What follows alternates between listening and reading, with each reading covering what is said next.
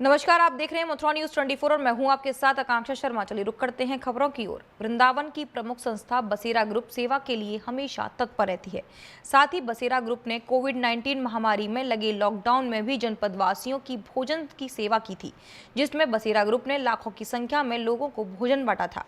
इसी के तहत हमेशा की तरह इस बार भी बसेरा ग्रुप द्वारा 16 फरवरी से 25 मार्च तक चल रहे कुंभ में भी अपना योगदान निभाया है और भक्तजन श्रद्धालुओं के लिए कच्ची रसोई बनाई गई है।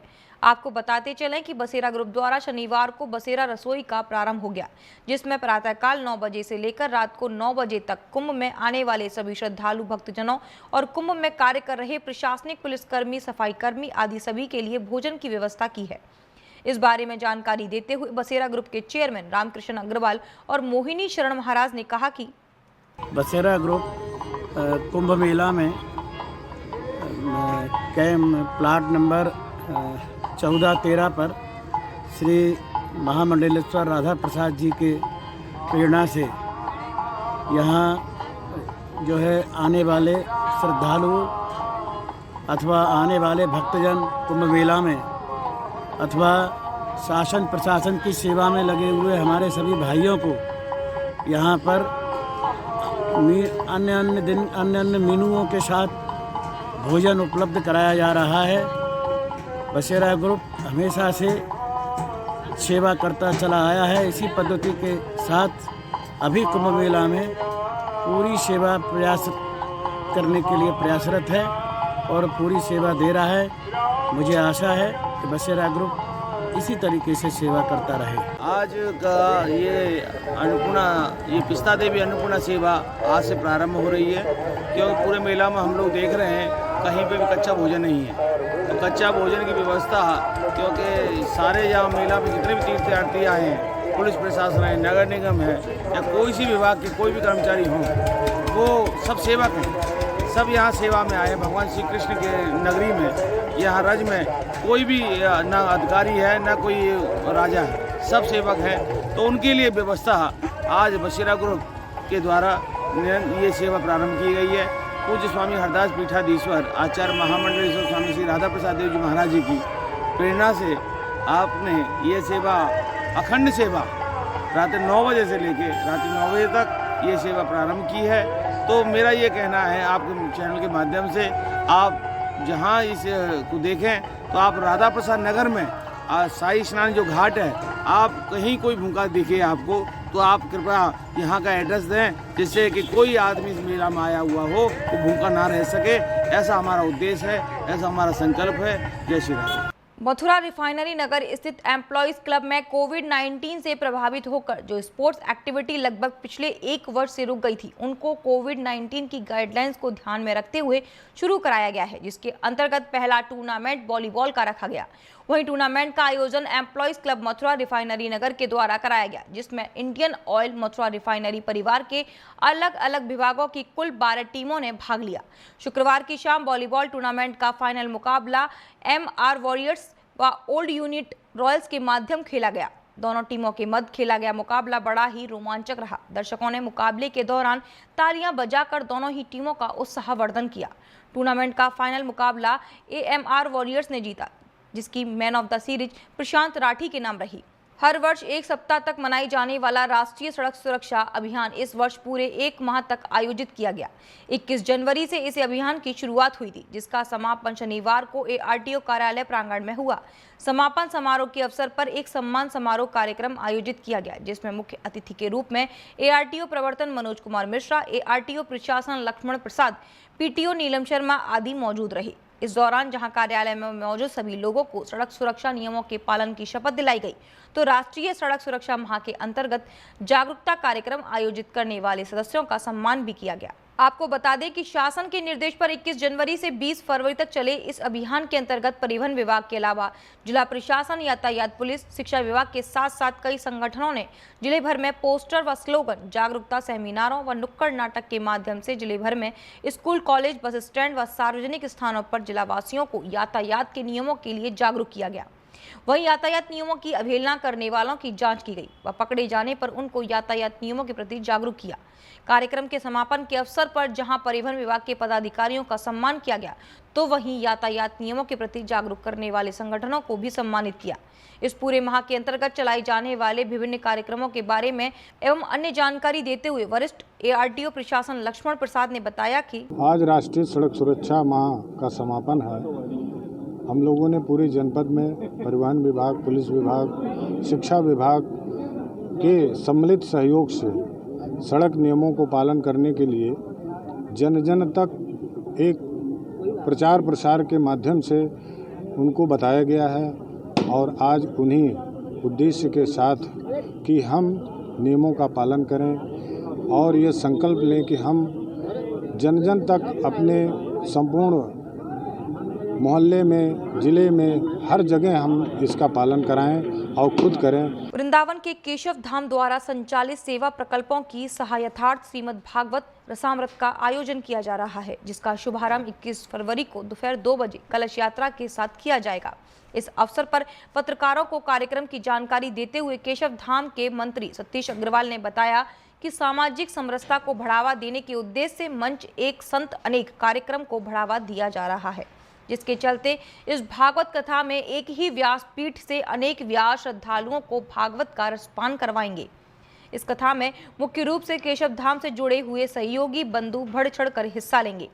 केशव धाम के निदेशक श्रीमान ललित जी ने जानकारी देते हुए बताया कि दिनांक 21 फरवरी से 27 फरवरी तक चलने वाली इस कथा के समापन कार्यक्रम में रविदास जयंती के उपलक्ष्य में सेवा बस्ती के बंधुओं को सम्मानित किया जाएगा।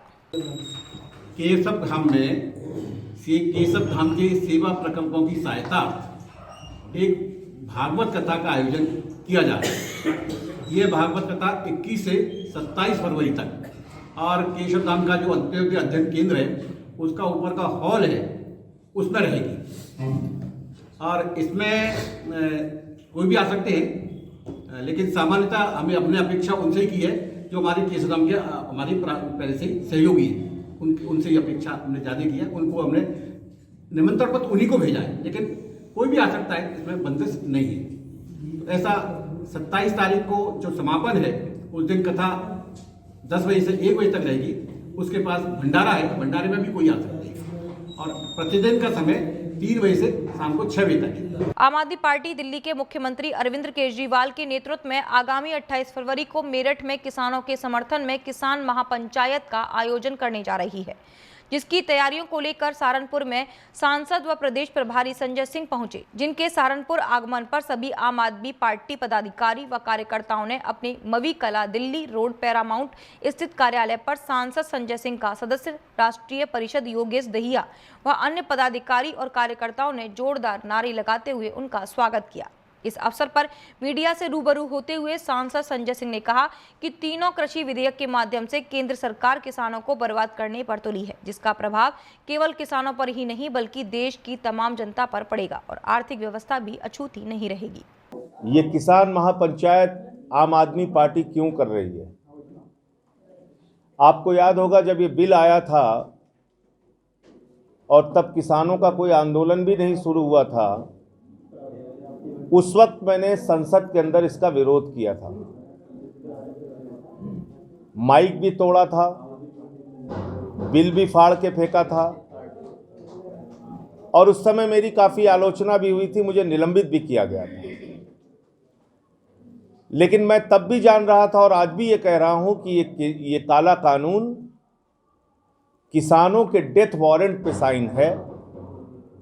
मोदी सरकार ने किसान के डेथ वारंट पे साइन किया है और जब बार बार सरकार ये कहती है कि हम इसमें संशोधन कर देंगे और बातचीत करते हैं, तो मैं मोदी जी से कहना चाहता हूं कि मोदी जी, डेथ वारंट में संशोधन नहीं होता है, उसकी वापसी होती है।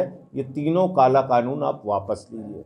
अलीगढ़ के लोधा ब्लॉक में जनकल्याणी योजनाओं का लाभ दिलाने के लिए आयोजित जनकल्याणी शिविर का डीएम ने फीता काट कर शुभारंभ किया और बताया कि कैंप लगाकर सभी पात्र लाभार्थियों को विधवा पेंशन, वृद्धावस्था पेंशन, दिव्यांग pension, Ayushman card, ration card, प्रधानमंत्री आवास, किसान सम्मान कोष, कन्या सुमंगला योजना आदि योजनाओं से लाभान्वित किया जाएगा। डीएम चंद्रभूषण सिंह ने पात्र लाभार्थियों को जन कल्याणी योजनाओं का लाभ दिलाने के लिए ब्लॉक व तहसील स्तर पर जन कल्याणी शिविर लगाई जाने की अनूठी पहल की है, जिसके संदर्भ में डीएम ने आज सीडीओ अनुनय झा के साथ लोधा ब्लॉक में जन कल्याणी शिविर का दीप प्रज्वलित कर शुभारंभ किया।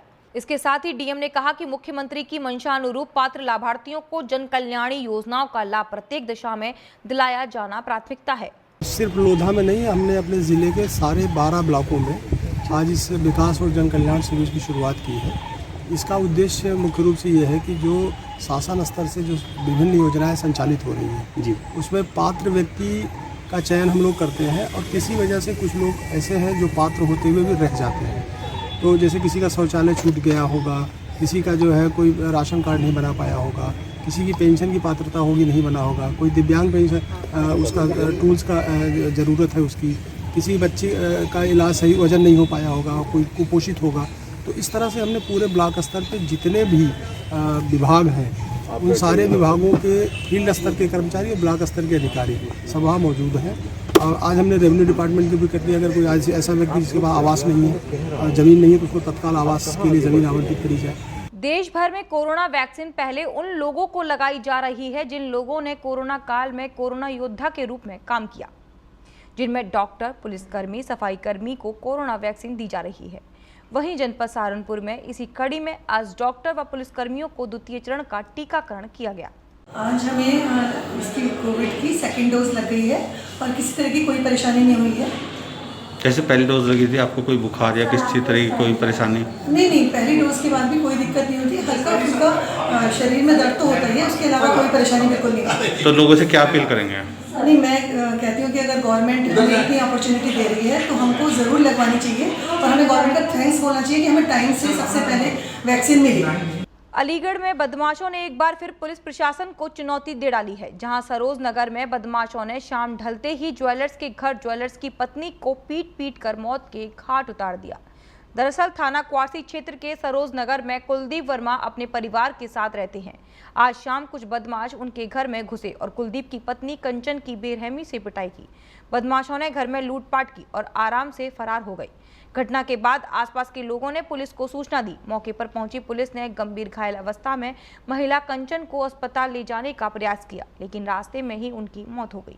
मौके पर पहुंचे अलीगढ़ के एसएसपी मुनिराज ने बताया कि थाना क्वासी अंतर्गत सरोज नगर मोहल्ला में पुलिस को सूचना मिली कि लगभग 5:30 बजे करीब एक मकान में एक औरत घायल अवस्था में पड़ी है। पुलिस उनको तत्काल हॉस्पिटल लेकर गई, जहां उसका पति भी उनके साथ में था, लेकिन रास्ते में ही उसकी पत्नी ने दम तोड़ दिया। हमारी पूरी टीम और फॉरेंसिक टीम सभी जांच में लगी हुई है। वहीं पूरे मामले की जांच की जा रही है और जल्द से जल्द इसका खुलासा कर दिया जाएगा। क्या हुआ अनिता जी? मैं आई थी अपनी भाभी से मिलने के लिए, बच्चों की दुकान पे आई थी, तो मैंने सोचा कि बहुत दिन से गई नहीं भाभी के यहाँ, मैं लग घूमाऊँ। जब मैं वहाँ पे गेट पे गई थी तो अंदर से गेट खुला हुआ था, बिची से लगा हुआ था। मैंने घर से गेट खोला तो वो गेट खुल गया। फिर अंदर आके अंदर नहीं आई, बाहर से देखा मैंने सारे पोर्शन में कागज़ पड़े हुए हैं। वहाँ पे मैंने फिर हम अंदर नहीं गए, थोड़ा सा और आगे बढ़े, हम अंदर नहीं गए बिल्कुल। वहाँ देखा कि मोबाइल हमने कॉल किया उन्होंने कॉल उठाई नहीं हमारी। तो टीवी खुला हुआ था, रिमोट पड़ा था उस पर पलंग पे, उसके बाद मोबाइल भी पड़ा था पलंग पे।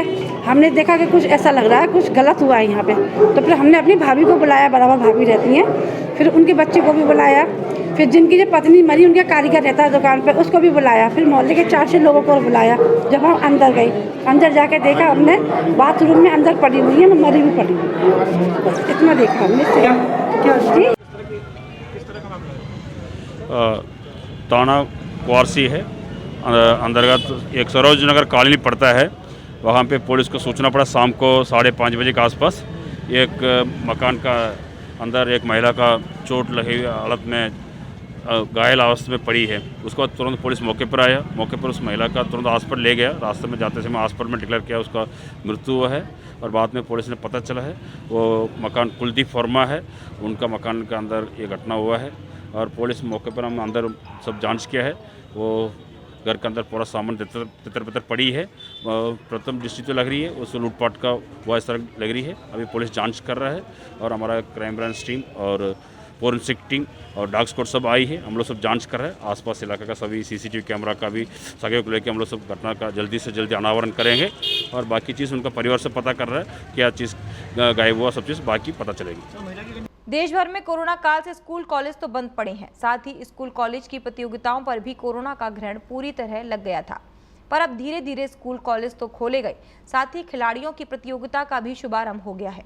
वहीं जनपद सहारनपुर में सोशल डिस्टेंसिंग, मास्क व सैनिटाइजर के बीच अब जनपद में स्कूल कॉलेज में कोरोना के बीच खिलाड़ियों की प्रतियोगिता का शुभारंभ किया गया, जहां अब खिलाड़ियों में भी काफी उत्साह देखा जा रहा है। दिल्ली रोड स्थित DPS पब्लिक स्कूल में 2 दिवसीय जिला स्तरीय अंतर विद्यालय बैडमिंटन प्रतियोगिता का शुभारंभ किया, जिसमें मुख्य अतिथि डॉक्टर संदीप गुप्ता ने मां सरस्वती के समक्ष दीप प्रज्वलित कर शुभारंभ किया। प्रतियोगिता में 22 विद्यालय के लगभग 150 खिलाड़ी ने अपने खेल का प्रदर्शन किया। आज हमारे स्कूल में डिस्ट्रिक्ट बैडमिंटन चैंपियनशिप शुरुआत करी गई है। ये पहला डिस्ट्रिक्ट चैंपियनशिप है बैडमिंटन का जो हमारे स्कूल में हो रहा है और शुरुआत बहुत ही अच्छी हुई है। 22 स्कूलों से करीबन 140 बच्चों ने इसमें भाग लिया है और पूरे जोश और खरोश से भाग लिया है। और हमने इस टाइम पे ये जानते हुए कि मतलब कोरोना है तो इसलिए पूरा प्रिकॉशन लिया है उस चीज़ का। सारे मास्क प्रोवाइडेड हैं जो बच्चे पहनना चाहें, सैनिटाइजर्स हैं, सारी चीज़ों का ध्यान रखते हुए ये आज चैम्पियनशिप ऑर्गेनाइज करी गई है। एंड आई रियली होप कि बच्चे बहुत अच्छे से खेलें, शारीरिक रूप से स्वस्थ रहेंगे, मानसिक रूप से भी स्वस्थ रहेंगे और इससे इम्यूनिटी भी बढ़ेगी बच्चों। अलीगढ़ की राजकीय औद्योगिक एवं कृषि प्रदर्शनी के कोहिनूर मंच पर शुक्रवार की रात को फरहान साबरी नाइट का आयोजन किया गया। इसमें सूफियाना आवाज और अंदाज का जादू दर्शकों पर छा गया। कलाकारों ने एक से बढ़कर एक गीत प्रस्तुत कर सुनने वालों को झूमने पर मजबूर कर दिया। कार्यक्रम का उद्घाटन राज्य मंत्री ठाकुर रघुराज सिंह, ADM वित्त विधान चंद्र जायसवाल, तहसीलदार संतोष कुमार ने दीप प्रज्वलित करके किया। ठाकुर रघुराज सिंह ने कहा कि सभी को कला का आनंद लेना चाहिए, क्योंकि कला आत्मा की आवाज़ है। कलाकारों को तालियां चाहिए जो बिल्कुल निःशुल्क हैं। कार्यक्रम में सबसे पहले हैकर ग्रुप ने गणेश वंदना प्रस्तुत की। इसके बाद स्पॉडर ग्रुप ने विभिन्न गीतों पर अपनी परफॉर्मेंस दी। क्या कहेंगे इसके? सर, पहली बात तो thank you so much for inviting me. हमारे DM सर ने मुझे बुलाया है एंड मुझे बहुत खुशी है कि मैं आज अलीगढ़ महोत्सव में परफॉर्म कर रहा हूँ 2021 में और बहुत एक्साइटेड हूँ।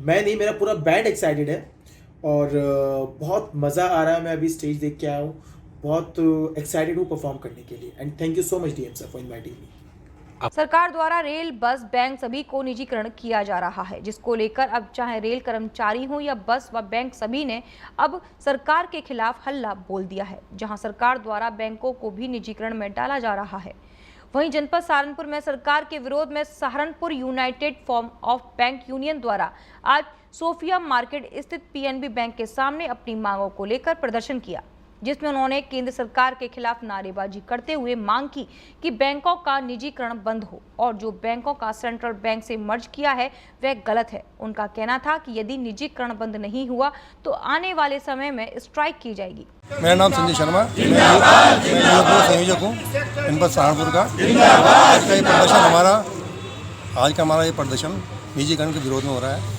सरकार ने जो निजीकरण का बीड़ा उठाया है बैंकों के लिए, हम उसके विरोध में प्रदर्शन पर हैं। आने वाले समय में हमारी 14, 15 और 16 मार्च को स्ट्राइक है जो बैंकिंग इंडस्ट्री को 4 दिन की इफेक्ट करेगी। हमारी मांग ये है कि जो हमारे सेंट्रलाइज बैंक्स हैं उनको निजीकरण बंद किया जाए और पीछे भी गवर्नमेंट ने हमारे बैंकों का मर्जर करके बैंकों की स्टाफ को क्षति पहुँचाई है। काफ़ी ब्रांचेज हमारी बंद हो चुकी हैं, काफ़ी स्टाफ हमारा परेशान हुआ है उस दौरान और हम जरूर इसका, अगर इसके बाद भी नहीं कुछ होता है तो आगे क्या? तो हम इंडेफिनिट स्ट्राइक इसके लिए आगे जाएंगे।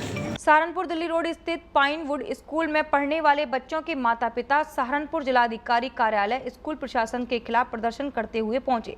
वहीं पत्रकारों से बात करते हुए स्कूल में पढ़ रहे बच्चों के माता-पिता ने बताया कि कोरोना वायरस के कारण इस वर्ष बच्चों की ऑनलाइन पढ़ाई होने के कारण बच्चों को बहुत परेशानियां हो रही हैं, लेकिन पाइनवुड स्कूल प्रशासन ने बच्चों के पेपर ऑनलाइन की जगह ऑफलाइन लेने का निर्णय लिया। जब हम लोग स्कूल पहुंचे तो वहां के प्रशासन ने हमारी बिल्कुल नहीं सुनी। इसी कारण से हम आज सहारनपुर जिलाधिकारी कार्यालय पर पहुंचे हैं और जिलाधिकारी ने स्कूल प्रशासन को ऑनलाइन पेपर दिलाने के लिए कहा है और हमारी मांग है कि जिस प्रकार बच्चों की ऑनलाइन पढ़ाई हुई है उसी प्रकार बच्चों के पेपर भी ऑनलाइन होने चाहिए।